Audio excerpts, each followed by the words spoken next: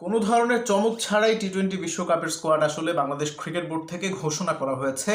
দলে নেই রিপুন মণ্ডল কিংবা বিপিএল এ দুর্দান্ত করা এখনো পর্যন্ত একটা সেঞ্চুরি করা এবং আমি ভুল না করে থাকলে একমাত্র সেঞ্চুরিয়ান নাজমুল হোসেন শান্ত, তাকেও আসলে দলে তারা নেয়নি। এবং এইবারের বিপিএলও অফ ফর্মে থাকা জাকের আলী অনেক, তিনি দল থেকে বাদ পড়েছেন। জাতীয় টি-20 দলের নিয়মিত সদস্য তিনি ছিলেন, তাকে দল থেকে বাদ দেওয়া হয়েছে। তাহলে আপনার মাথায় প্রশ্ন আসতে পারে, জাকের আলী অনেকের স্পটে অন্য কাউকে নেওয়া হয়েছে কিনা।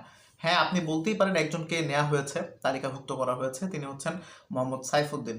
ঠিক আছে, যদিও এশিয়া কাপেও তিনি ছিলেন, বাট জাকির আলী অনেকের পরিবর্তে আসলে জাকির আলীর মতো কোনো প্লেয়ারকে নেওয়া হয়নি।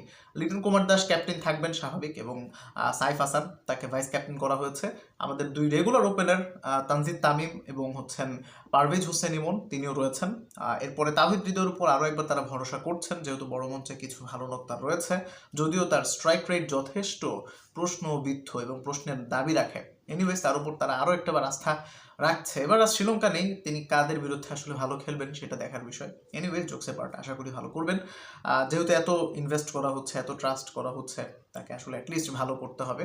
মূলত তার রোলটা হয়তো অ্যাঙ্কর রোল প্লে করা, যদিও লিটন এবং তাহিদ হৃদয় দুইজনই অ্যাঙ্কর রোল প্লে করলে তাহলে অ্যাগ্রেসিভ কে খেলবে এটাও একটা দেখার বিষয়। বাট আমাদের যেহেতু হুট হাট কোলাপস করে, সেই ক্ষেত্রে আমার মনে হয় খারাপ, নট এ ব্যাড চয়েস এরকম।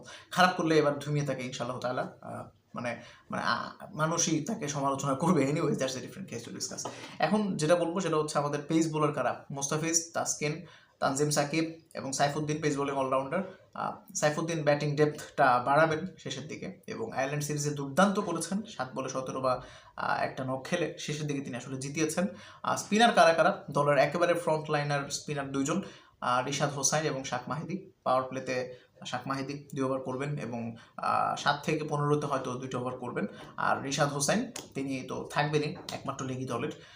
এছাড়াও দলে আরও রয়েছেন নাসুম আহমেদ। ঠিক আছে, এই তো হচ্ছে মোটামুটি স্কোয়াড।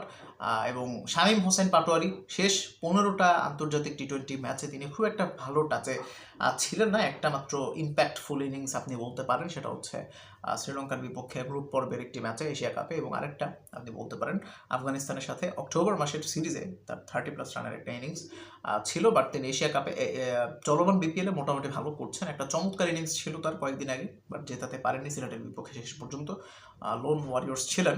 এবং নুরুল হাসান সোহানকে তারা দলে রেখেছে, তিনি হয়তো কিপিংটা করবেন যদি লিটন কুমার দাসের কোনো সমস্যা হয়ে থাকে। এনিওয়ে, জাকের আলী অনেককে বাদ দেওয়াটা আসলে একেবারে সঠিক সিদ্ধান্ত হয়েছে। এখন আপনি বলতে পারেন শামীমকে কেন ভাই, শামীম এই মুহূর্তে ভালো টাচে আছে, এবং শামীম একজন ক্লাচ প্লেয়ার, ঠিক আছে, ভার্সেটাইল প্লেয়ার। হ্যাঁ, জাকের আলী অনেক কিপিং ছাড়া তো কিছু করতে পারছেন না।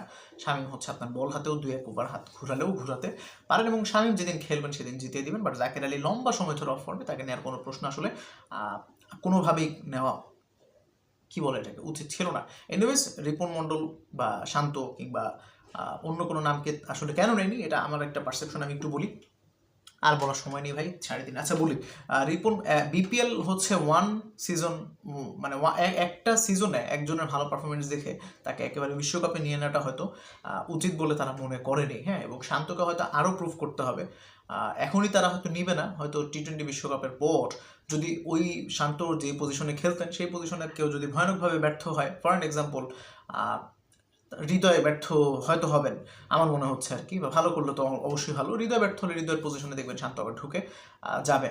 ঠিক আছে, যদি শান্তর অ্যাপ্রোচ আরেকটু পরিবর্তন হয়। এখন বিপিএলে বোলার আছে, খারাপ বোলার নেই এরকম না, মানে ভালো বোলার নেই এরকম না, তবে বিপিএলের যে মান, এই মানে আপনি ধরেই কাউকে সরাসরি নিয়ে নিতে পারবেন না। But Ripon is bit unlucky আমার মনে হয়।